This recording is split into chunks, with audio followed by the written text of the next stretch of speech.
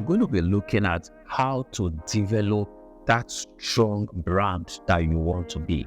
And the first thing I'm going to be talking about is defining your brand identity. Just like when I talk to individuals and trying to prep people for effectiveness and success, I always start by saying, who are you? So in the eyes of your customers, in the eyes of even your internal customers, starting from yourself, who are you? How do you identify your brand? This is where your mission statement, and the core values that drive everything that you do comes to play.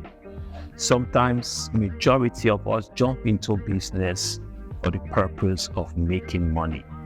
Yes, of course, you can't rule out the place of earning enough or way above the expense in a business to stay afloat. It is necessary.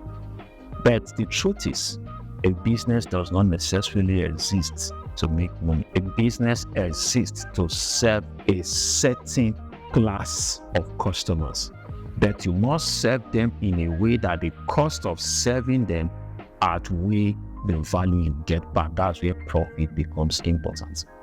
Just like you don't buy a car because you want to be buying fuel, but without fuel, that car goes nowhere. You get a car because you want to be able to move from one location to the other, but the car cannot achieve that goal without fuel. In the same way, business exists to serve customers, but they cannot except they are financially viable.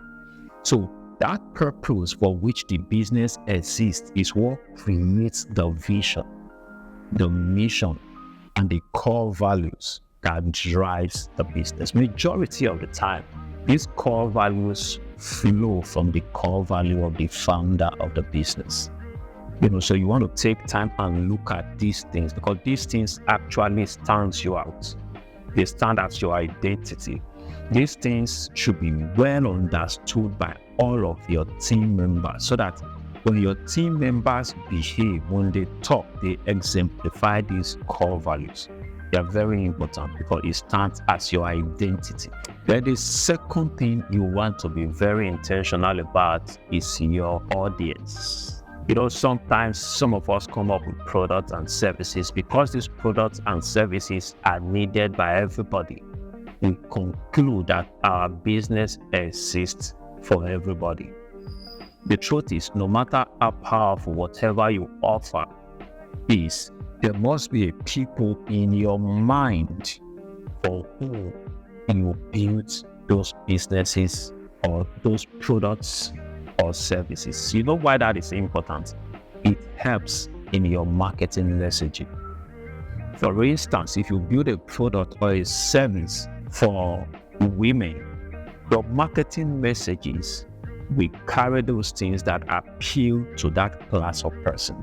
Yes, women are now looking from female children to girls to adult women and all of that, to busy professional women and all. You see, now you begin to look at the entire womanhood and begin to cut out the niche. This is where you now narrow down to a particular set of women for whom your product or your services are built. Because you now know this person, every one of us is expected to identify your customer as that one person. It's what we call customer avatar or customer personnel. Once you have built that one person, ask yourself, who is this person? Where does he or she congregate with the likes of himself? You know where these kind of persons congregate. You know where they have fun. You know how much they earn. Because it is important that you know the class of persons you're serving, how much they earn, and you're able to know their disposable income.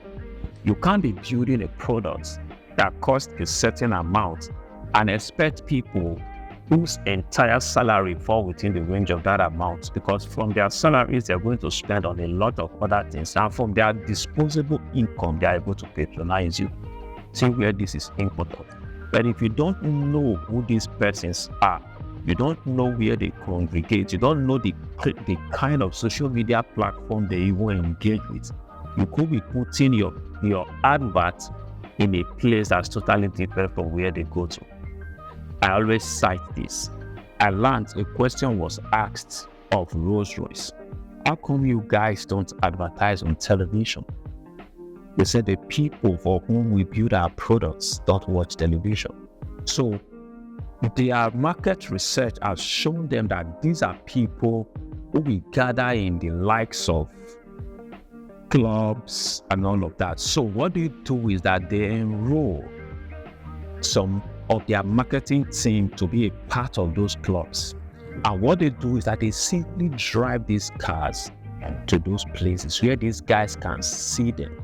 And the decision to patronize them is very easy, as opposed to putting it on TV when you know that they are not always on TV. So it takes that identity of who you are building your product and service for to be able to understand that and do that. Then number 3, you want to create a consistent representation of your brand.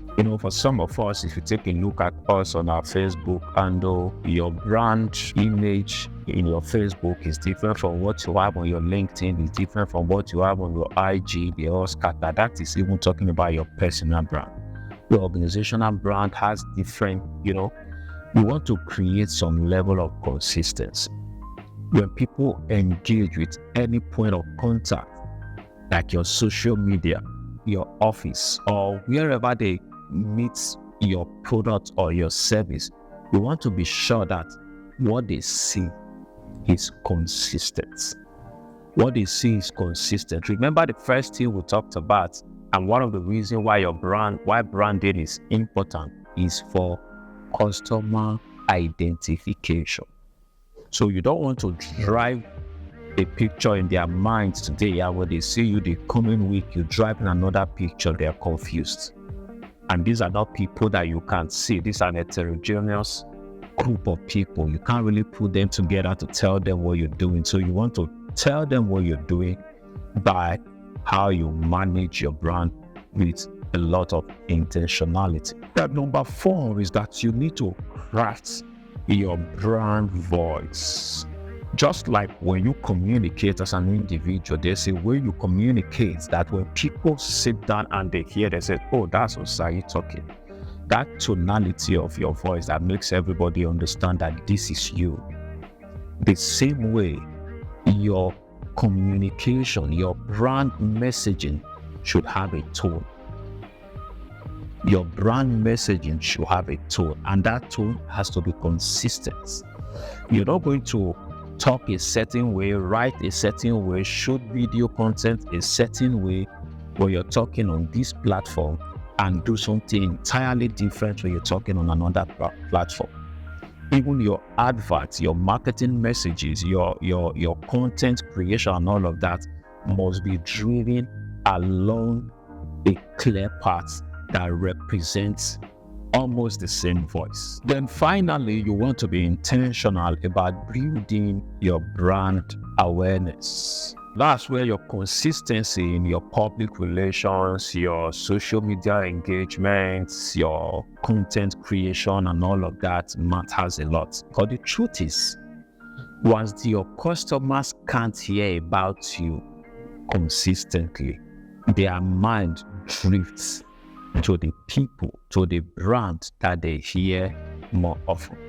Remember when I started this conversation, I think that was in our first video, we talked about the fact that a brand as popular as Coca-Cola could still be spending money on adverts because they've come to that understanding that humans will not hold any allegiance to you when they can no longer see you or hear from you.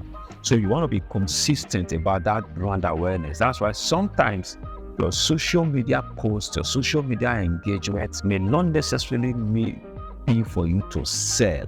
It is just for you to ensure that the people just keep knowing that you are there. So even in your social media engagement, you want to have a strategy. You want to have days where you come up just to make fun. You want to have days where you come up, you write and just engage with the popular trending topics, just to be sure that the community is attuned to what you do. You just want to consistently be in their faces. Remember, I said something at the earlier time, mind share. A lot of things are fighting for the attention of your customers. When they no longer hear from you, they begin to engage with those brands that they are hearing from. I believe that being able to touch on a few things that you need to know about building a strong brand, the reason why branding is important, and how to constantly engage and build that solid brand. Please do well to follow this video, like, share, and subscribe to this YouTube channel. Shalom.